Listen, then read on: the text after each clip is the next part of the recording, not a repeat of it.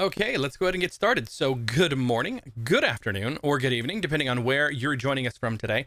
I'm Jason Fitzgerald, the product manager for Blustream in the US, and I want to thank you for taking time out of your day to join this session. And today we'll be exploring our expanding lineup of amplifiers and the powerful features they bring to real world installations. So, a quick bit of housekeeping here. All participant microphones are muted, and this just keeps background noise for interrupting the flow of the presentation. And if you have any questions along the way, and we hope that you do, please use the chat or Q&A panel in Teams. And while we're on the same topic, we'll go ahead and try to answer those as they come in. And if we've already moved on, don't worry, we'll circle back around during the Q&A session at the end. Now, with that said, let's dive in and get started. So earlier this month, I want to say earlier as in last Thursday, we explored the DMP168, our audio matrix designed primarily for residential and light commercial installs. And today, we're shifting gears to a different solution, the Blustream DA1414, or the DA1414, and this is our commercially focused Dante Audio Matrix. So it was launched earlier this year, and it's built to handle larger, more network-driven projects. So over the next few slides, we'll cover a product overview, so what the DA1414 is designed to do, an exploration of DEP depth, or the Dante-enabled Platform, the underlying technology that makes this network audio distribution possible. Some example projects with or where this product shines, from conference centers to education and hospitality. We'll call those out as we go through this presentation. And finally, a walkthrough of the main setup and management interface pages, so you can see how configuration works in practice. By the end of this session, you'll have a clear picture of how the DA1414 expands your options for scalable networked audio systems. So now let's take a closer look at the Blustream DA1414. So this is a 14 by 14 audio matrix, meaning it can take up to 14 audio sources and route them to 14 different outputs all independently. It supports both analog connections, so that's your traditional left, right, and audio inputs, and digital connections, making it ideal for projects that need to combine local sources like microphones or USB audio even with modern networked audio streams. So each input and output comes with its own controls, including volume and balance for leveling and fine tuning, equalization to tailor the sound for each zone, lip sync delay, so that ensures audio and video stay perfectly aligned in AV environments. But here's where the 14 or the A1414 really shines. It's powered by DEP, the Dante-enabled platform. So normally, routing Dante or AES67 audio requires external tools like a Dante controller or a domain manager. With the DA1414, you can switch and manage those audio streams directly via API or the built-in interface, so no extra software is needed. For integrators, that means faster setups, simpler control, and fewer headaches when working on large multi-zone networked audio system. So let's start by looking at DEP in more detail and why we chose it as the foundation for this product.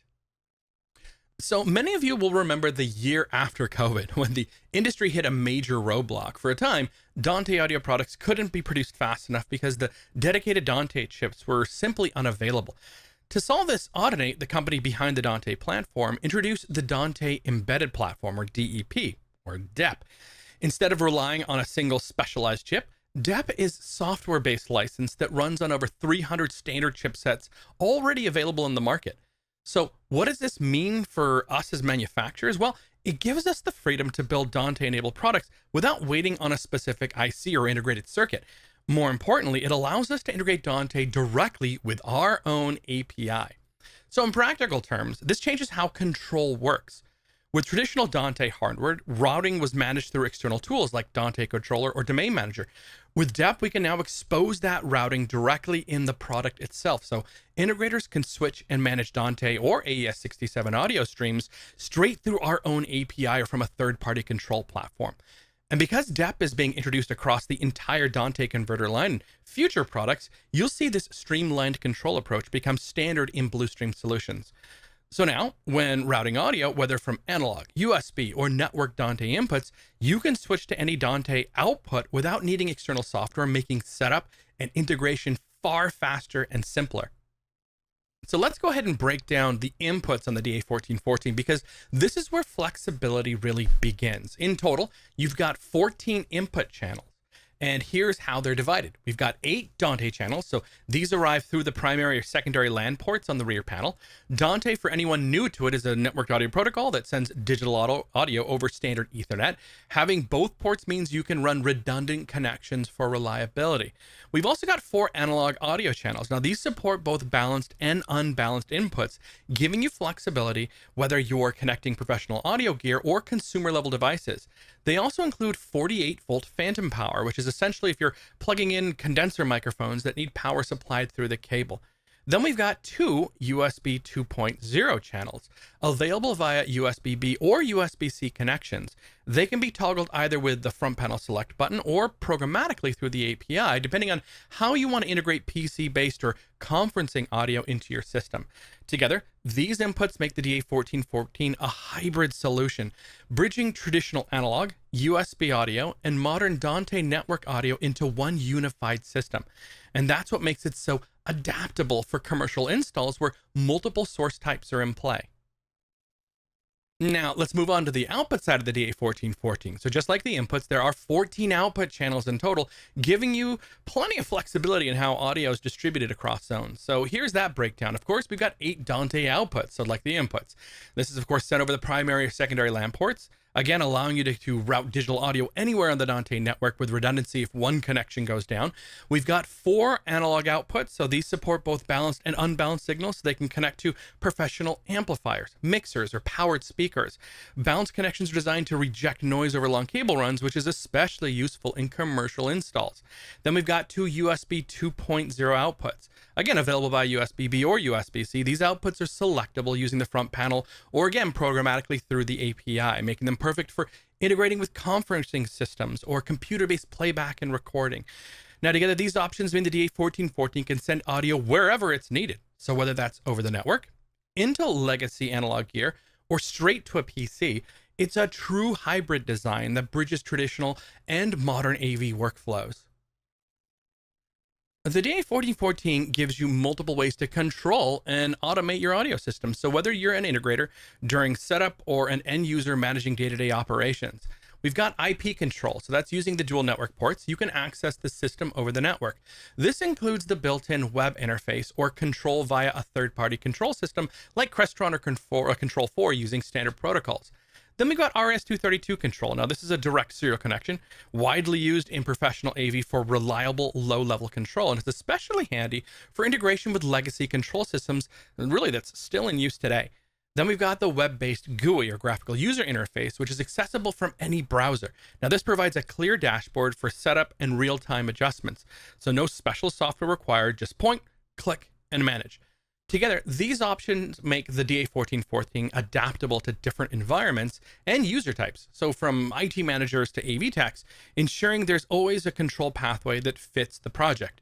Now, with that in mind, let's take a closer look at the web configuration interface itself. We're going to go ahead and get started with the Control tab. Now, what you're looking at here is a matrix-style grid interface. Now, each row represents an output, so that's where the sound's going, and each column represents an input. That's the source of the sound. By simply clicking on a square in the grid, you can route any input to any output, or even one input to all outputs if you need a global feed. In this example, I've created stereo bindings for inputs 1 and 2 and inputs 3 and 4. That means the left and right channels are locked together as pairs. So when routing to outputs 1 and 2 or 3 and 4, they stay perfectly in sync.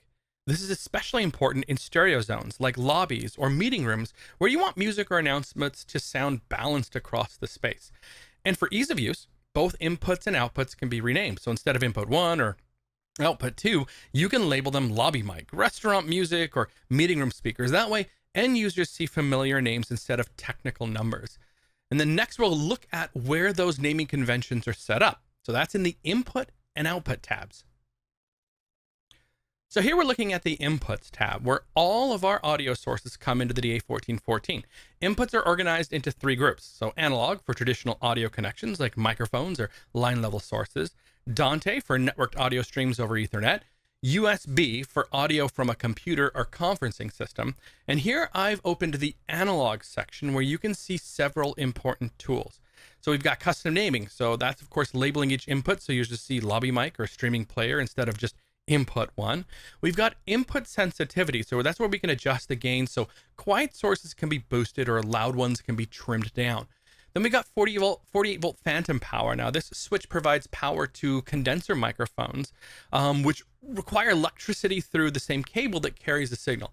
Then we've got stereo locking, shown with the padlock icon. Now this keeps left and right channels paired for stereo zones, or can be unlocked to use them independently.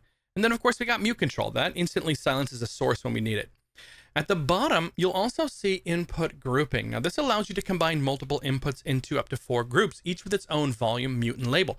So for example, you can group all microphones together for easier control. So in short, the Inputs tab gives integrators the flexibility to tailor how every source enters the system while keeping things intuitive for end users down the line. Now let's move on to the Outputs tab. So the mirror image of what we saw with the inputs, but focused on where that sound is going. So just like with inputs, we can work with analog, Dante, and USB outputs, plus create output groups for easier system management. Now here's what you'll find. Zone naming, so just like with the inputs, we can label each output with real-world destinations like lobby speakers or conference room instead of generic channel numbers. Volume and mute control, so each channel has an independent fader to adjust gain, along with a mute button for quick silencing when needed. So this is separate of like the trimming that we saw in the input. We've got stereo zone locking, so pairs of outputs can be locked together as stereo left-right, ensuring consistent playback in spaces that demand stereo audio. Then we've got delay settings, right? Where we got adjustability from 0 to 50 milliseconds in 1 millisecond increments. Now, this is especially useful when aligning sound with video, so lip syncs with dialogue, or when compensating for speaker placement across a large room. Then we got output grouping, where multiple outputs can be grouped with shared controls for volume and mute, perfect for managing larger areas like an open plan office or hospitality space without adjusting each output individually. So together, these tools make the Outputs tab more than just volume control, right? It's about tailoring audio delivery so every zone sounds clean, balanced, and in sync with the environment. Now, next up is the DSP tab, which is of course short for digital signal processing. And this is where we fine-tune the sound so every input and every output is optimized for its environment. So each input and output channel has its own dedicated DSP engine. That means you can adjust a microphone completely differently from a music player or tweak one meeting room without affecting another zone. The heart of this tool is an 8-band parametric EQ shown here in the graph. A parametric EQ lets you target specific frequencies, adjusting their gain or their volume, bandwidth, which is how wide that change is, along with the center frequency. It's much more precise than a simple bass treble knob. So on top of that, you also get high pass filters. So that's cutting out low end rumble like HVAC noise. We've also got low pass filters, removing, harsh frequencies. And then we've got high and low shell filters, which are either going to be boosting or reducing all frequencies above or below a chosen point. For stereo zones, you can keep left and right channels locked together or unlock them if you need different EQ for each side. And once you've dialed in that sound, you can save up to 2 custom DSP presets, making it easy to apply the same tuning to other inputs or outputs without starting from scratch. So here then, we've got the DSP tab, where the DA1414 moves from just routing audio to truly shaping that audio, giving integrators the control to deliver professional room-tuned sound. One of the most powerful features of the DA1414 is its preset system. So think of a preset as a snapshot of the entire matrix. It remembers your inputs, outputs, levels, DSP settings, and more. The DA1414 gives you 8 preset slots shown here on the left side image. So once saved, a preset can be recalled instantly from the web interface or triggered by a control system via API or for integrating it with automation hardware. So why is this useful? Well, imagine a hotel ballroom that hosts conferences by day and, weddings at night. Instead of reconfiguring the system manually, you just have to load the preset for that event, and the system reconfigures itself in seconds. On the right, you'll see the Users tab. Now here, multiple logins can be created, each with custom permissions. So for example, an AV technician might have full access to DSP and routing, while a site manager only sees volume and mute controls. This ensures that end users get just the functionality they need without the risk of someone accidentally reprogramming the matrix.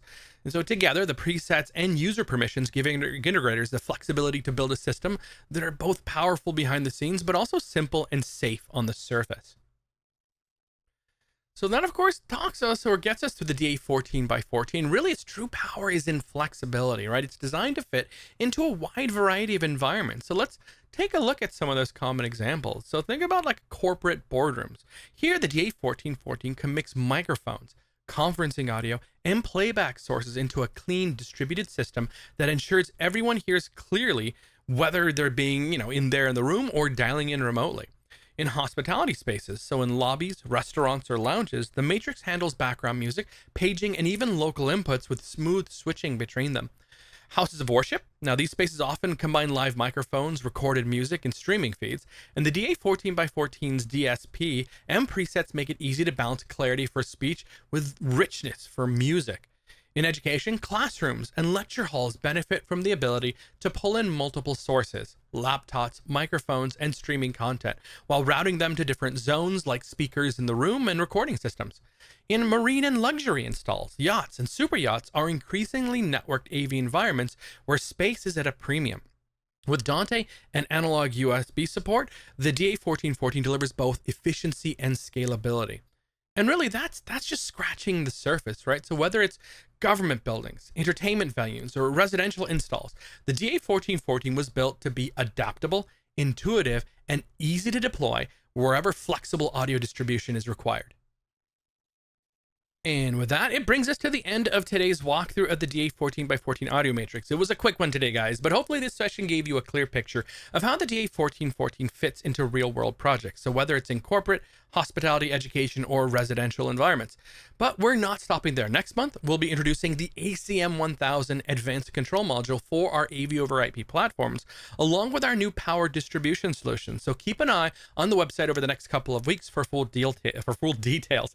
If you'd like to dig deeper into the DA14 or any other Blustream products, just head to our regional sites. Of course, we've got in the US, the Blustream-us.com, and for the UK, blustream.co.uk, and Australia, blustream.com.au. And of course, your local Blustream authorized distribution partner is always ready to guide you through product selection and integration. And of course, you can always reach out to me directly as well. All right, so finally, don't forget to follow us on social media to stay up to date with new product releases, training opportunities, and upcoming webinars. And before we dive into Q&A, just a real quick reminder that you can download our new 2025 solutions brochure directly from the homepage of the Blustream website or email the tech team in your territory directly. So that brings us to the end of today's session. So let's go ahead and look at some of the questions that you've put through here. And if you guys don't have any more questions, no problem. Thank you for your time, your interest in Blustream, and I hope that we see you real soon. So let's go ahead and dive into the Q&A side.